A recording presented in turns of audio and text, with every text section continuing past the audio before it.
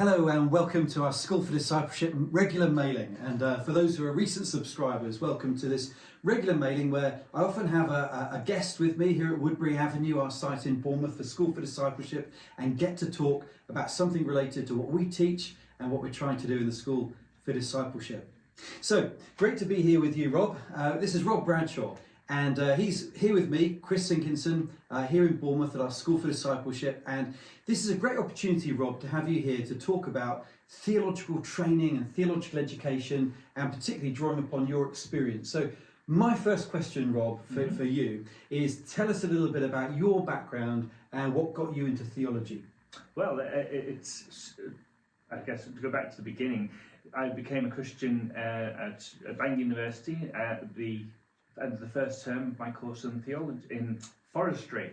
Forestry? In forestry. So it's all trees, books, pulp? Absolutely, but it's still in the same field. And so I completed my degree in forestry, but by that time I was thinking of sort of using forestry as an opportunity to go overseas to do Christian mission. And what I discovered very quickly is that though I'd been going to church and that I had been to Christian Union, when I actually got out to the mission field into Nepal, in this instance, I found that I didn't know enough to actually speak to people, in any depth when I had the opportunity, and that got me thinking that I needed to actually go to get some formal theological training. So I applied from Nepal to the Majesty Hall Bible College, which is part of the Assemblies of God, and they accepted me without interview because I actually knew one of the lecturers there who was in Bangor with me. And so I did 3 years studying theology at Majesty Hall, and I loved it. I mean, if there's any degree that sort of helps you to prepare you for studying theology, it's a science degree that forces you to write lots of essays and to do research. And so I was able to bring that knowledge of carrying out writing a formal scientific essay into my theological studies, and I was able to help other students who were coming in fresh without any sort of training in research and essay writing to help them to get better marks, basically. And sort of moving on from there, the internet arrived. And I finished at Majesty. I was doing some research on early church history. I decided to put that online and got quite a positive response. And so I thought, well, there's other things I could put online as well. I can put bibliographies, which might help people. There's things I've learned as well. I was at Bible college. And again, people responded positively to that. And then I thought, well, thinking about the situation overseas, we have so many resources in this country. Any theological article, any theological book, you can get in this country. Places like Nepal or other countries in the world, there are no printed books. The church libraries are basically empty. And yet we've got all these books on these shelves in the libraries, not doing anything. All the theological journal articles I know are really good because I've read them, used them. They're just sitting there. So why don't I write to the editors, the authors, and say, can I put your article online? And lo and behold, because this was around 2000, 2001, they were getting these emails from me, and no one else was doing it then. And so I got positive responses, and again I was able to upload these articles. And then once that started to get more popular, I got contacts from editors saying, can you put the whole of our journal online? Because it's too expensive to actually do it ourselves. Can you make it available for people for free? And it's sort of grown from there. Then I started in 2001 with biblicalstudies.org.uk. I've got 6 websites now, all under the heading Theology on the Web, which you can find at theologyontheweb.org.uk, Mm-hmm. covering church history and Christian missions and general theology and biblical archaeology, and so that it broken up into these different fields, so that you're not faced with a huge menu covering all the different subjects. You choose your subject area, and then you can find a menu that is more manageable. And currently I have 100,000 articles plus online. I've material that you can't find anywhere else because no one else has digitized it, and because when I digitized it, I was able to get permission for the author. The author's now died, and so it's very difficult it would be impossible to recreate that again now, because a lot of the journals are now being taken up by theological databases, and they're really only available to people in the world of academia, in universities and colleges, where they sign up for a subscription. And it's that's completely different from my vision, which is to make theology available to everyone, so that everyone can learn. Sure. We can't, underemphasise how important this is, that there is a business end to the world of theology, and there are some big publishing organisations and so on that want to monetise everything. And actually that's making things, we're at this sort of tipping point almost, where some things are becoming less accessible despite the internet. So I think what you've been doing is an incredible service to the church.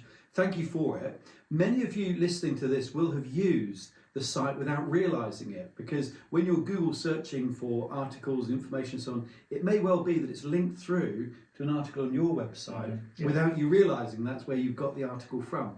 So this is a fabulous resource that so many, 100,000, so many articles and books as well that are now available for free. You can access them this way. And the alternatives are some very expensive databases that actually the individual's priced out of, really. Institutions might be able to get the access. But so for School for Discipleship, for example, we're trying to do everything as cost effectively as possible, so that anybody signing up, ideally it's free ministry training.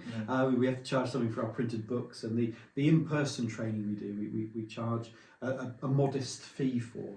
But the online content, we really want to get this out for no real cost in terms of the user. So actually, Rob and I have been having a conversation today about whether there's potential partnership really in terms of SfD. So those of you who are subscribing from overseas and watching this, some of our friends out in Myanmar and East Asia and so on, I think we're going to find really, really helpful resources to use for study through the Theology on the Web.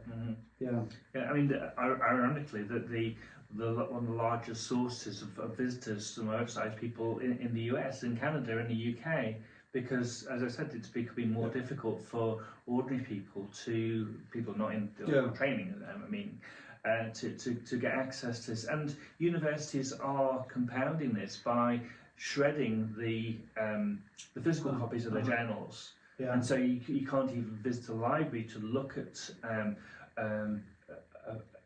journals anymore, because they're just not there. And you have to be a student to actually access them digitally. So it's really sort of compartmentalising the world of the church and academia in a way that wasn't happening before. Can we talk a little bit more generally about reading and using these articles anyway? Because you and I are kind of like we're what friends would call theology nerds or theology geeks, and we love this kind of thing anyway. So I will read an obscure journal article and enjoy it, regardless. But you've also had experience as a librarian in Spurgeon's college, so you've got a wider experience of theological education and training. What have you observed about reading habits of Christians in theology? I think if comparing it with my time at university, which is now over 30 years ago, that the world has changed completely. That the amount of reading that students do has declined considerably, and it is the whole point of doing a degree when I was doing it is to read around the subject, and I noticed it was often difficult to get students to read things that are on the reading list without going beyond that. And they're very much more pressured for time and for money, and so some of these things are understandable, that they're paying for this course. It's now very, very expensive to do. But I think that the level of reading around the subject has certainly declined. But you do what you need to do to get the qualification, rather than there were exceptions. I know students who really loved the subject and went into it in great depth, but that there was unfortunately that there were it was possible just to scrape through and to get a piece of paper. That's really what you're interested in doing. Yeah, sure. Which, as you and I, we love the subject so much. We want to know more about it. But it's, I guess that my hope was that to communicate that excitement with the subject to the students. Yeah. And I mean, you and I both experience in Bible colleges, in seminary level, and there are plenty, as you say, plenty of students who are very enthusiastic and carry that. But I think culturally, it's almost like they've got to go against the grain now to do that. So you've identified that pressure to just get the qualification. So you're only going to read what you need to be able to pass, the exam or get the essay done. Yes. Now, what other factors are there, do you think, that are changing reading patterns and the desire to read? What other factors are there? I think that the rise of AI is from my perspective, it's a very negative development, because it means that you can get a machine to digest material for you without actually engaging with the book or the author that you're working on, and to understand the argument properly for yourself. And that's to me the whole basis of education, to actually be able to read and understand and to comprehend the wider argument, not just to go to a book to harvest a quote, but to understand the flow of the argument. Yeah. And I think that having the opportunity to use AI is counterproductive in that sense. So especially for theology, I mean, there are subjects which AI is tremendously useful, like mathematics, forestry. Even forestry, but there's so much of theology that is based on arguments, and it's important to understand when you've got arguments, you've got to weigh the arguments and not count them. It doesn't matter if 50 people have this view. It could still be wrong, and the one person who argues differently to that view could be right. But AI would say, well, there's 50 people who hold this view, so that one person must be wrong. So that's not the way the theology works, and it's not the way that any sort of academic subject should work. And what I also liked in what you said there is about that passion that we should have for reading. We actually enjoy the reading, and I think that isn't that something where an AI summary of a book is very dull in that sense, and it's just giving you the bare bones. Yes. I studied English many years ago, and in English literature, of course, you had these books called Brodie's Notes. So basically, instead of reading Charles Dickens' Great Expectations, which is quite long, you get the copy of Brodie's Notes, and in 20 or 30 pages, you've got an overview of the book, and you've got an idea of the themes and a couple of quotes you might use. But what I always used to notice about the Brodie's Notes is they're so boring. It didn't matter what the book was, the Brodie's Notes were the boring bare bones, and you got nothing of the kind of like sense of why this book matters. So whereas the reading of the book, of course, is a whole different world. Now, applying that to theology, I think, there in theology, it's the process of struggling with a book, of wrestling with the argument, trying to make sense of it, the turn of phrase you often have used. All of that is part of the process of learning. And also the building your vocabulary. I remember I doing a course on apologetics. When I first started reading Bernard Ram's book on it was just totally incomprehensible. But by the time I got to the end, I thought I knew what these terms meant. And so it's the same with something soil science or forestry. There are certain technical terms, and in theology likewise. So the whole process of developing intellectually includes that development of the vocabulary and understanding what that vocab means. I mean, you and I, obviously, again, we share a love for books and a love for reading. So we are already on that side of the page. But I find AI at this stage in my life very useful because I sometimes want the quick summary. And I've already probably read enough to be able to evaluate that AI summary and know whether that may prompt me to go and read the book or the article, or it may just help me to know, I can guess where it's going and I don't need to. So it's useful for me. What I think the worry would be is if there's no kind of like history of someone developing their own thinking, their critical skills, the discipline of reading and so on, and just going straight for the shortcut. Yes. Yes. It is. I think it's a deception that a lot of students are falling into. The idea that this is enough, and it sort of bypasses the whole purpose of actually studying. Because if the purpose is not to get a piece of paper, it's actually to develop your mind to train that for later use. And later things that whatever God wants to use you in to be able to apply what you've learned. Not necessarily the things that the objects of what you've learned, but the way of thinking you can apply.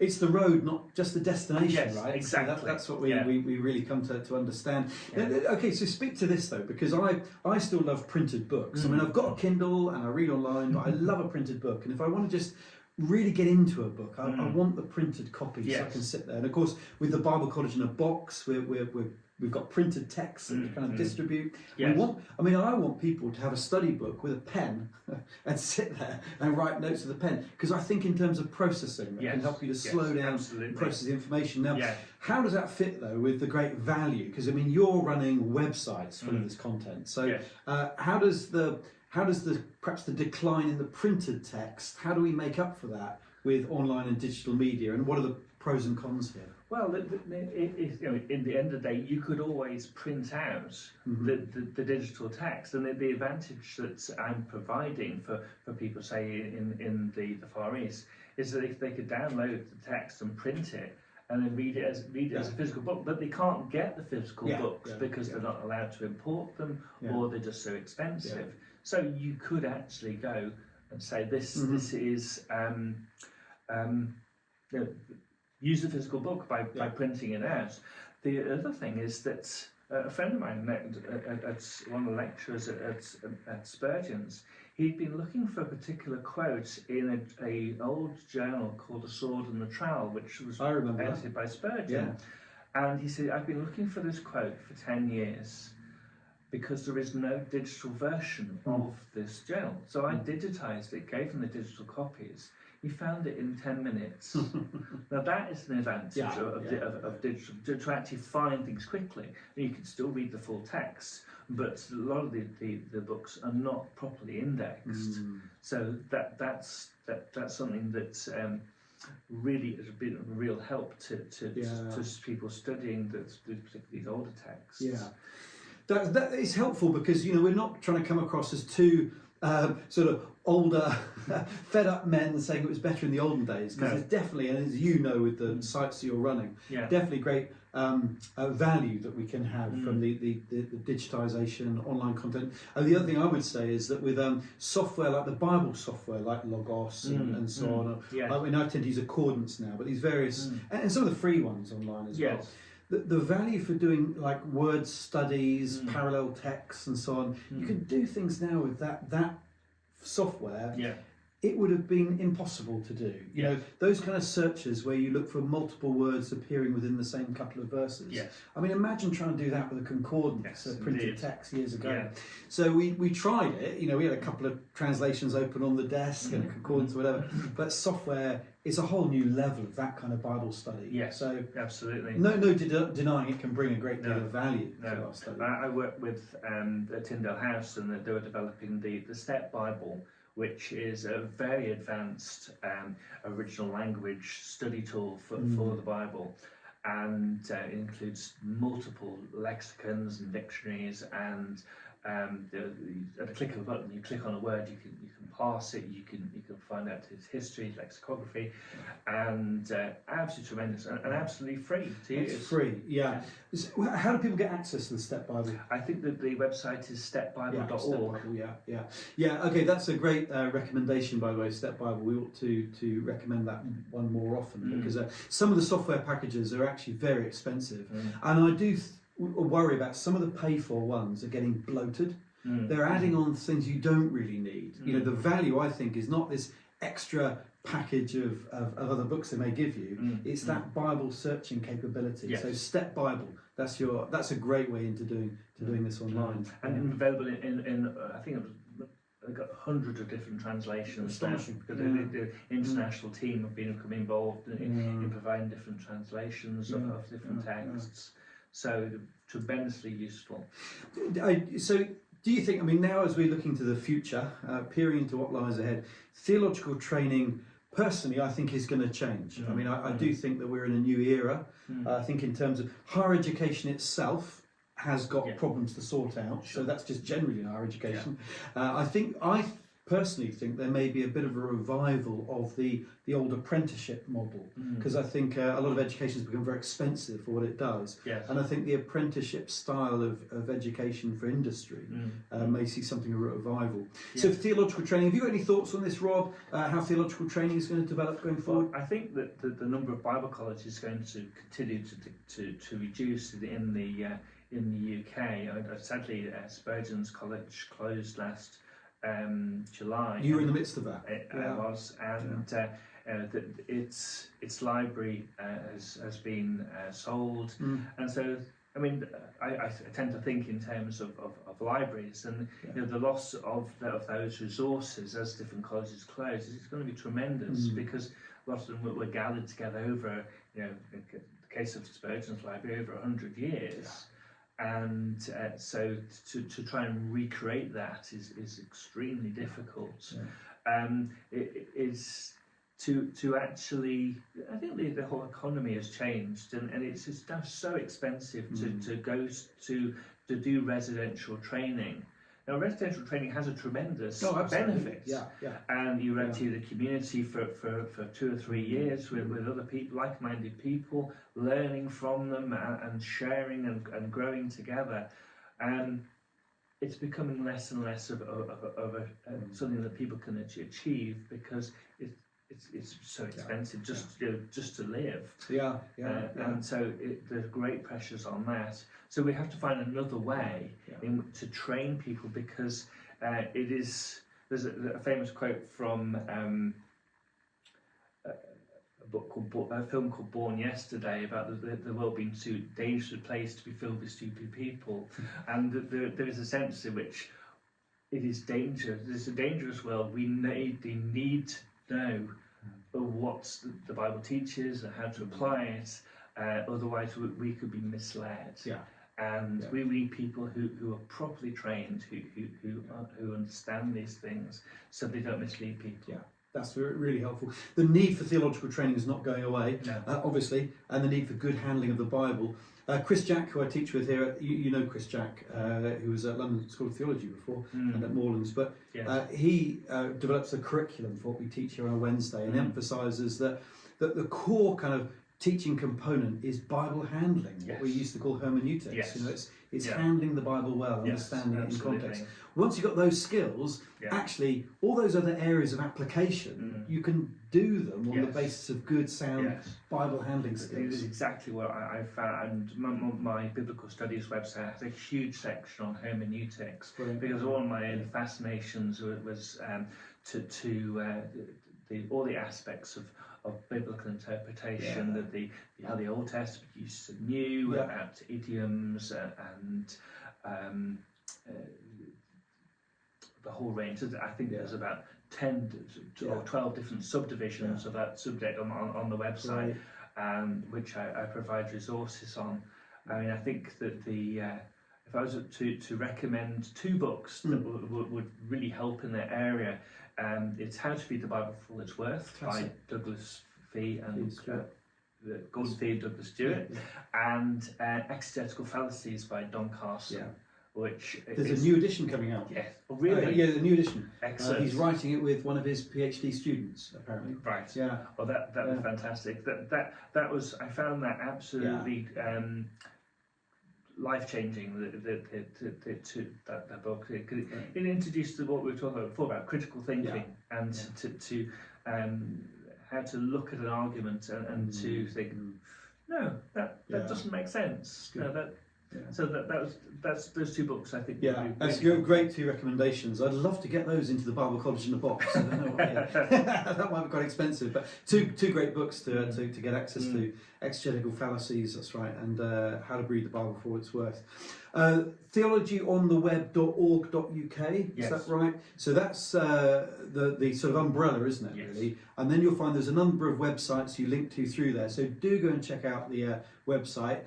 In the future, keep an eye out, because with School for Discipleship we'll do more and more in terms of accessing that content as follow-up reading, downloads and so on, because it is such a fantastic resource that you've been creative. We're very, very grateful for what you've done, because yes, in the light of declining reading, in closure of libraries, printed libraries, thank the Lord that this work has been going on, because it's going to be even more important for us in the study of theology. Thanks for your time, Rob, as well. Really grateful having the time to talk with you today. And for those of you who are joining us for School for Discipleship, God bless you in what you're doing and in your studies, and we'll be sending you out another email in the next couple of weeks. And if you're not part of our School for Discipleship, it's all free. Go to sfd.org.uk, and if you subscribe there, pop your email in. We won't burden you with anything sales-wise. We're not selling things, but we will send you a weekly lecture from here in Bournemouth in England. So thank you for listening. God bless.